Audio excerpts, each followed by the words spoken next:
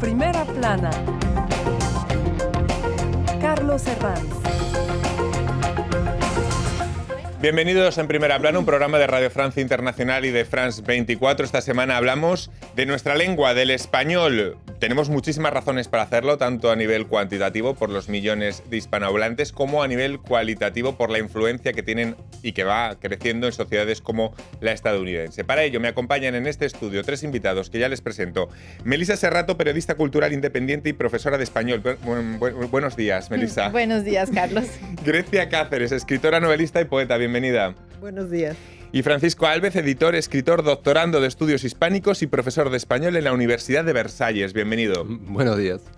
La salud del español, hoy nuestro asunto en Primera Plana. Según el último informe del Instituto Cervantes, hay 595 millones de hispanohablantes en el mundo, cuarta lengua en cómputo total tras chino, mandarín, inglés e hindi, casi 500 millones de nativos y el resto son estudiantes o personas con competencias limitadas, pero que se defienden.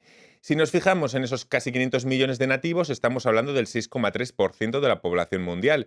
Su capacidad de influencia en la política y sociedad de Estados Unidos es cada vez mayor. En el ámbito diplomático es el tercer idioma más usado en la ONU, tras inglés y francés. También en la red, pero esta vez tras el inglés y el chino. Pero sin embargo, no todos son cifras para la celebración. El campo de la ciencia sigue siendo el gran hándicap para el español. Hoy trazamos la radiografía al completo de nuestra lengua. Exploramos la salud del español con sus puntos fuertes y también con sus desafíos. Antes repasemos lo que dice la prensa. Diario El País. El español avanza imparable en Estados Unidos. El artículo apunta, ojo, a que la comunidad hispanohablante también es la más rezagada en cualificación académica según la Oficina del Censo. Esta tribuna de Los Angeles Times interpela al lector: si usted quiere estar en las listas de los mayores empleadores del país, aprenda español. Este otro artículo de Voz Populi lleva por título Algunos privilegios de hablar español y entre ellos se cita la unidad dentro de la diversidad que permite el español para que no sufra ese fenómeno de la fragmentación como le pasa a otras lenguas. Entrevista del director de la RAE, Santiago Muñoz Machado, en La Razón. El español debe aspirar a ser la primera lengua hablada del mundo. Bueno, muchos temas sobre la mesa, no sé qué rasgos señalarían para hablar de la salud del español. Cuarta lengua con casi 500 millones de nativos. ¿Qué ventajas e inconvenientes, Melissa, tiene el español respecto a ese top 3 de lenguas mundiales con el inglés, chino, mandarín e hindi? La gran fortaleza es que somos un continente entero hablando español o castellano, también dependiendo de cómo uno lo quiera tomar. Sí, pero es decir, tenemos es lo mismo. toda América del Sur, toda América Central y una muy buena parte de América del Norte hablando español. Por supuesto, España y un par de países de África. Así que independientemente del lugar en el que nos encontremos, podemos entendernos perfectamente y esa es para mí efectivamente la gran fortaleza del español, sea que estés en cualquier lugar de estos puntos del planeta. Grecia, la gran fortaleza o debilidades, podéis tomar las dos. Bueno, el castellano-español es también toda una discusión. No depende del territorio. Eso también es. Las fronteras de un país no determinan el idioma. El idioma desborda del territorio de un país, lo cual no es el caso ni en China ni en India, por ejemplo. Esa es una fuerza muy grande que tiene el español desde el comienzo. Desde la época de la Reconquista, el español ha avanzado de manera avasallante por el mundo y ha ocupado todo este territorio de América Latina que después le ha dado también su dinámica al español de la península, ¿no? Y yo creo que el español también siempre ha sido muy adaptable, se ha adaptado mucho a las circunstancias, a los idiomas con los cuales se ha encontrado, por ejemplo, en América Latina, ahora con el inglés. Entonces, esa dinámica que tiene de adaptación, de no tan tradicionalista, le ha dado esa energía para tomar el territorio. No tan encorsetado. No, a mí me parece que los diccionarios de costumbrismos, de peruanismos, de colombianismos ya al comienzo del siglo XX existían. Y España es un país multilingüista. Multilingüista, no. Sí, bueno, España tiene 4 lenguas oficiales. Está el castellano, pero además está el catalán, el euskera y el gallego, y son 4 lenguas cooficiales. Lo que pasa es que el español es la que reunifica todas las comunidades autónomas, pero las 4 son cooficiales. Francisco. Bueno, para mí también, como decían, la diversidad es fundamental y la apertura del español para incorporar, como bueno, cuando se llegó a América, las distintas palabras de los pueblos originarios, Mm. y etcétera. Pero también otra de las ventajas me parece que es que la presencia del español culturalmente es muy fuerte, ¿no? Desde actores o Mm. directores de cine o escritores o música. Productos audiovisuales, las series que estamos, bueno. Exacto, o sea, hay como una gran Cultura fuerza popular. Ujú. que hace que también la gente se sienta atraído por la lengua y quiera aprender esa lengua que Sí, que está tanto de se moda. utiliza. Ujú. Cuando uno ve a los chicos, los Podemos jóvenes, decir que está de moda. está de moda. Ujú. Y tiene muy buen contacto con los jóvenes. Ujú. Yo no me atrevería a decir tanto que No está de de moda. moda. Lo que pasa es que yo creo que se ha tomado mucha conciencia alrededor precisamente de la cantidad de personas que hablan español y eso es lo que ha hecho Ujú. atractivo el español para que muchas personas quieran aprenderlo. Pero de moda, lo hablábamos hace un momento, de moda creo que estuvo el chino en algún momento y la gente pensó que todos los negocios y todo el mundo el dinero se iba a mover mucho en torno a China y entonces hubo una atractividad y la gente quiso aprender chino, pero en realidad ahí yo vi una moda más que lo Sí, que yo no creo sé si lo que se recuerdan, ve hoy en día en el español. hará como hace 10 años un montón de gente que quería aprender chino, por lo menos en escuelas de idiomas en muchos países. Ahora parece que ese soufflé ha Pero bajado. no era por razones culturales, era más bien por razones Económicas, económicas. Mientras ¿no? que la Entendemos. fuerza, como bien dices, nuestra fuerza es cultural. Claro, y es una moda más sostenible a lo mejor la del Sí, español, ¿no? Podemos yo decir. creo que sí, y tiene mucha atractividad Ujú. ante la juventud, me parece. Yo- Si no hablamos de moda, podemos hablar de Ujú. atractividad. Francisco. Creo que también los hablantes hispanos somos muy amables en general con los errores que cometen las personas que están aprendiendo la lengua. Empatizamos. Yo creo que sí, no hay tanta Es rigidez en verdad, ese sí. sentido No había como pensado. Quizá a Francisco le falta una cosa. A diferencia de... a diferencia de otras gente. Complete la frase. Uy, ¿dónde nos metemos? Bueno, su crecimiento sin duda en Estados Unidos y ese rasgo, qué malo soy, ese rasgo de ser cada vez más influyente políticamente en la primera potencia mundial, no sé si esa es la gran vitrina o por lo que realmente está de moda ahora mismo el español. Esa vitrina política de Estados Unidos, de ser influyente, de poder Claro. determinar quién va a ser el presidente de la primera potencia. El voto latino El voto El latino. voto es latino. lo más buscado en las elecciones de Estados Unidos. Es decir, por supuesto, además allá de los demócratas y los republicanos y del lugar en el que estén parados políticamente. Pero si uno lo mira, es la búsqueda absoluta de los candidatos por conquistar el voto latino y aún incluso los más conservadores y los más anti-inmigración tratan de ser bastante flexibles con esos temas cuando es la hora del voto, precisamente para ganarse a esa gente. Y eso que son católicos. O sea, también la cuestión del catolicismo que va con el español se opone un poco a esta idea que tenemos de Estados Unidos de que es protestante y que es otra mentalidad. Entonces, ahorita se está dando eso, pero creo que no hay que quitarle el mérito a los latinos de Estados Unidos que se han ganado también su lugar en el mundo de la cultura y en el mundo de la política y en el mundo científico también, me parece. O sea, que están las dos cosas, ¿no? Por un lado son sujeto de voto, o sea que hay que conquistarlos, hay que decirles que están bien, que son aceptados, y por el otro lado, esta comunidad latina también ha puesto de lo suyo, ¿no? El inglés es el idioma de la globalización, eso está claro, pero el español parece que también lo ha soportado bien. La gran pregunta entonces ahora es, ¿habrá una mayor hibridación con el inglés en el futuro, entre inglés y español? ¿Creen que eso es una tendencia a la que vamos firmemente, a esa hibridación? ¿Cómo lo ven? Francisco. Puede ser, sí. O sea, creo que el inglés es una lengua que es una lengua que tiene como un origen muy comercial y que ha sabido incorporar cosas del francés, cosas, digo, históricamente, cosas del latín o de lo que fuera, y que perfectamente puede adaptarse e incorporar cosas del español o de cualquier lengua que...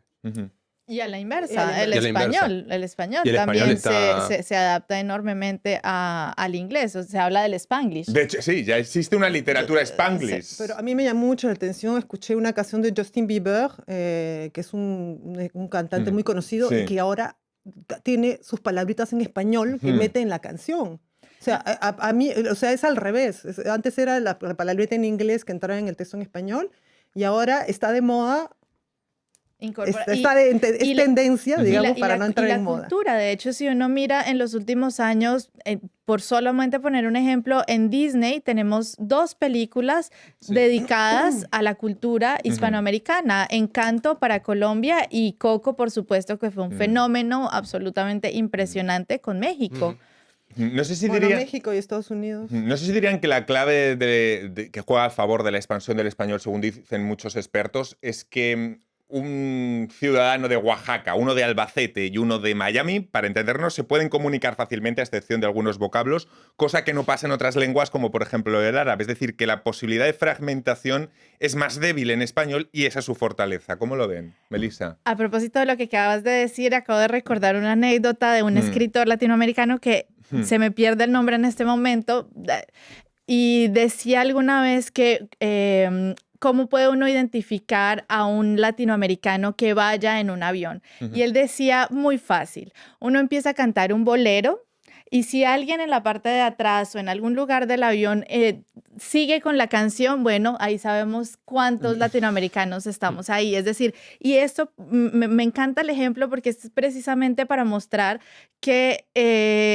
lo que hablábamos hace un momento, que es la cultura, lo que ha Claro. hecho la fortaleza del español. Es decir, hay una cantidad de ecos referentes a la cultura relacionados con la música, con el arte, con el video, con la fotografía, con la literatura, por supuesto, y con esa parte popular relacionada con el español, que siempre nos ha marcado con una identidad casi común. Es decir, uno no podría situar el bolero en un solo país o en un solo, con una frontera. Está impregnado de verdad, como en el ADN latinoamericano y está ahí. Grecia. Claro, un idioma no es solamente un instrumento de comunicación o un instrumento de comercio, es toda una cultura, toda una vitalidad, y creo que la vitalidad de la literatura, perdón, de la cultura latinoamericana está en plena expansión y se ve, como te decía, en las traducciones al francés, porque Francia es un país bastante conservador y no traduce tanto del español, traduce mucho del inglés. Entonces quizás también una pista sea ver qué se está traduciendo desde el español, ¿no?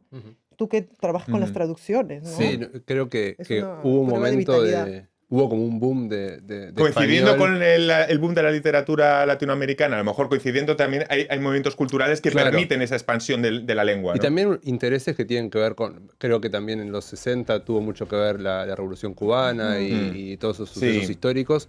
Y ahora también creo que hay un gran interés, por lo menos en Francia, por los movimientos feministas en Latinoamérica. Sí. Y que eso hace que también empiecen a llegar nuevas escritoras que no habían salido tanto o que lleguen a Estados Unidos también. Muy interesante, hacemos una breve pausa en este punto, pero enseguida volvemos aquí en Primera Plana, tomando el pulso a la salud del español. Enlace. Del Cono Sur a Norteamérica, de los Andes a Centroamérica. Una cita semanal con los temas más importantes de los países del continente americano. Presentada por los corresponsales de France 24. Enlace en France 24 y france24.com.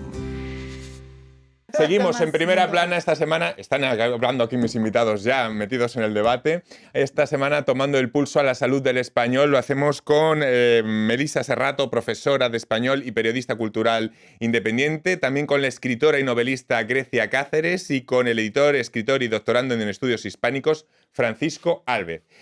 Bueno, antes de irnos a la pausa estábamos hablando de esas virtudes, de esos puntos flacos también que puede tener el español. No sé si podemos afirmar que el español está de moda o no, Grecia. Bueno, yo diría que moda como que es una palabra que es un poco fácil, quizás Sí. decir una tendencia, Una ¿no? Una tendencia. tendencia actual del español que también puede ser un problema, o sea, una simplificación. El español de Estados Unidos a veces no nos satisface necesariamente a los más puristas, ¿no? Porque es un idioma que no respeta mucho las reglas del español.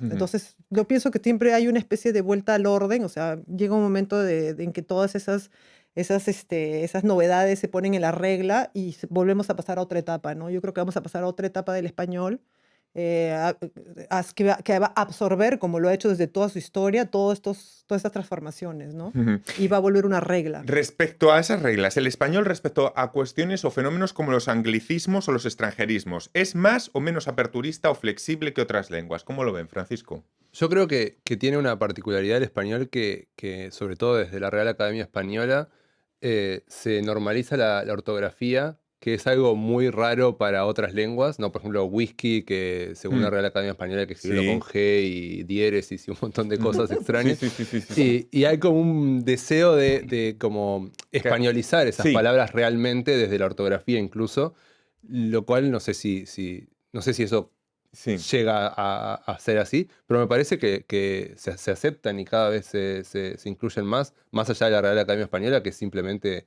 es una institución, o sea, la gente las usa y creo Ujú. que se van naturalizando, e incluso se arman verbos como googlear o lo que sea que empiezan a funcionar desde las reglas del español a partir de sustantivos en inglés, por ejemplo. Mm.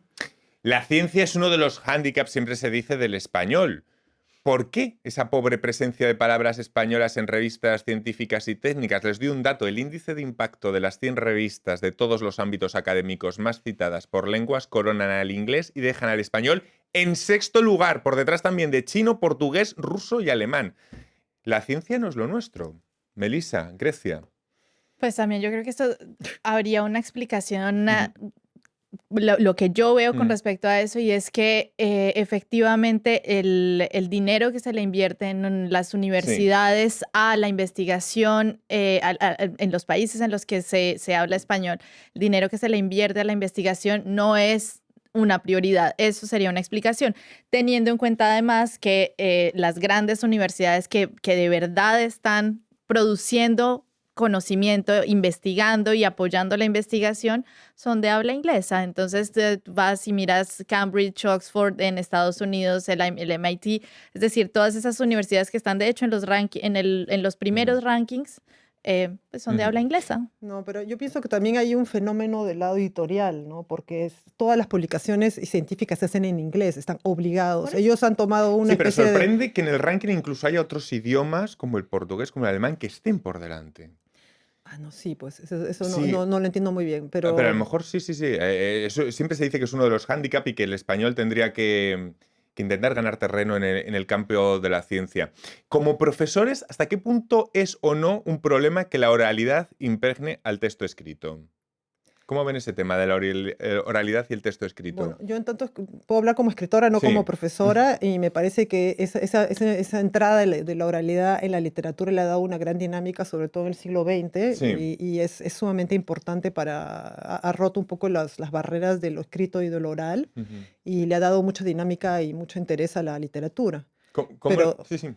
Pero sigue siendo el escrito, ¿no? Francisco, la oralidad y lo escrito en el Sí. español, ¿cómo es ese maridaje? Yo creo que en la literatura funciona, pero en otros ámbitos tiene que haber, son dos códigos completamente separados, ¿no? Escritura y oralidad, y muchas veces es lo más difícil de comprender para cuando se enseña una lengua. Que Por en cualquier ejemplo, caso no son tan distintos como en francés. O sea, en francés sería todavía un paso más allá. Sí, es mucho menos, o sea, el español es mucho menos formal en ese sentido, o sea, tiene unas formas menos rígidas, pero sí es verdad que en puntuación y tiene ciertas particularidades que es importante también que se entiendan, y que, por ejemplo, la puntuación no es simplemente una traducción de la respiración, no cada vez que respiro pongo una coma, que es el clásico error que se ve en estudiantes de español hispanohablantes también. No es así, ¿no? Hay un sistema que hay que aprender en sí mismo y que es importante enseñar también. Bueno, momento pregunta millennial o generación Z, o llámelo como quieran. Prepárense la crítica. Nuevas tecnologías, que nos encanta este tema. Esto de escribir los WhatsApp poniendo, no sé... Emojis. Las nuevas tecnologías también a su vez pueden ser amenazas para el buen español escrito y correcto. ¿Esto es común a todas las lenguas? ¿Esto es un problema que hemos aumentado? ¿O esto es un problema real? ¿Las nuevas tecnologías y el buen español escrito? ¿Cómo lo ven como profesores, Francisco? Para mí la escritura instantánea es más como una especie de mezcla entre la oralidad y el escrito, o es Sí. oralidad escrita más que escritura en sí mismo. Y, Que habría que bueno, diferenciar también entre WhatsApps y, por ejemplo, emails. Ahí Exacto. cambia un poco, sí, ¿no? Sí, claro, también hay como distintos géneros, Sí. si se quiere. Pero me parece que es un tema que atraviesa todas las lenguas Sí. y no le... Siempre que se sepa dónde se está, si uno intenta llevar eso a una carta, ahí hay un problema, o un Claro, vas a mail. cambiar de... Es De que simplemente- registro. Hay registros diferentes. Claro, Yo creo que eso no amenaza al español. No amenaza. particularmente. Para nada. Pero el problema como profesores, me imagino, estoy intentando, es cuando recibís una redacción de un alumno y pone LOL o algo. No sé. No, la verdad no pasa. No. O sea, a mí al menos Me estoy nunca me ha imaginando. pasado. No, es decir, yo creo que incluso en los manuales de español hoy uno lo ve. Por ejemplo, te ponen un ejemplo de un bloguero o de una persona que es muy famosa en Twitter o en algún sitio web y te ponen al final como una pequeña aclaración. Justo lo recuerdo en este momento, te ponen una imagen tomada de Instagram y al final las personas responsables del manual ponen un globito en el que dicen, si te fijas, esta chica no solamente pone los signos de puntuación cerrados, una exclamación la cierra, pero no la abre como es correctamente en español. Pero entonces, pues para eso está el profesor y que te enseña la regla. En español tienes que abrir y cerrar los signos de interrogación y de exclamación. Pero pues más allá de eso, jamás. Y además, a ver, creo que un alumno de español no tiene todavía la capacidad de entender qué es qué tipos de abreviaturas se hacen en el español para él usarlas o ella usarlas. Entonces, hay que tener también un nivel bastante avanzado de español para que un alumno te ponga vale, no, ni siquiera sé, es decir, una palabra que se use frecuentemente en el chat o en las redes sociales y que sea típicamente de un hispanohablante. Claro, es casi una paradoja, ¿no? Para poder romper con el idioma tienes que manejarlo primero. Exacto. Cuando empiezas a estudiar un idioma, sigues la regla, pero así al milímetro, ¿no? Porque no sabes, no conoces, estás en un territorio un poco No así. tienes la seguridad. En cambio, los escritores muchas veces rompemos y nos saltamos los puntos. Por ejemplo, yo pongo 3 puntos, a veces hago un montón de... No me gustan no me gustan los diálogos así. Pero no pones LOL. No pongo LOL. Bueno, vamos al terreno político. La ofensiva del presidente Emmanuel Macron para que el francés gane el terreno es claro. Macron quiere ganar al español. ¿Hay estrategia de crecimiento detrás del español o es algo mucho menos evidente, por ejemplo, menos centralizado políticamente que el francés como asunto de Estado? No sé si entienden por dónde voy. Grecia. Sí, pero me parece que el francés está obligado, porque realmente no está en una situación tan buena como la del español. No hay esa dinámica del francés. Yo pienso que el francés además tiene ese peso de la colonialidad en África, donde ellos deberían tener un poco su América Latina, pero han tenido muchos problemas postcoloniales que no se han resuelto y creo que eso ha afectado también al francés. Y hay africanos que no quieren ganar el francés por razones Melissa. políticas. Pues lo que yo diría en ese sentido es que la verdad yo no he escuchado a un candidato presidencial en América Latina o en España haciendo campaña para promover el español. Yo creo que la verdad hay tantos problemas por resolver que la cuestión del idioma está absolutamente, ni siquiera pasa en las agendas políticas y tampoco me parece que sea una preocupación. Es decir, el español es una lengua realmente tan viva, tan activa, que se está moviendo tanto, que de verdad cada vez tiene tanto atractivo simplemente por el hecho por todo lo que hemos hablado, que no creo que sea una prioridad en ningún momento para una agenda política. Claro, es más Tampoco bien es- al revés. No hay tanta centralidad en el español Claro. como hay en el francés, que está muy dirigido desde París, básicamente, no tanto desde Francia ni siquiera. Entonces, en español, Digamos que el ¿quién francés y el sería? inglés serían los ejemplos contrapuestos. El español sería un término intermedio, pero el francés y el inglés son los ejemplos contrapuestos en este sentido, ¿no? Sí, en el sentido de que en inglés no hay una verdad absoluta, una Exacto. academia, no sé, británica o centralizado. que ponga la regla. La desregularización es también lo que le permite ser el worldwide, ese lenguaje global, ese inglés en el que todos nos comunicamos. A los profesores, Francisco, Melissa, ¿qué consejos darían a alguien que quiera aprender español? Así, rápidamente, alguna cosilla. Francisco. Ay, le he puesto en un compromiso. Sí, qué difícil. tener ganas de hacerlo realmente. O sea, Sí. querer hacerlo. No hacerlo por un motivo secundario, o porque es más fácil, o porque no sé qué, sino realmente querer aprender español para aprender por un motivo valedero que puede ser 1.000.000, por entender las letras de la música que me gusta, o por hablar con gente, o por viajar, o lo que sea.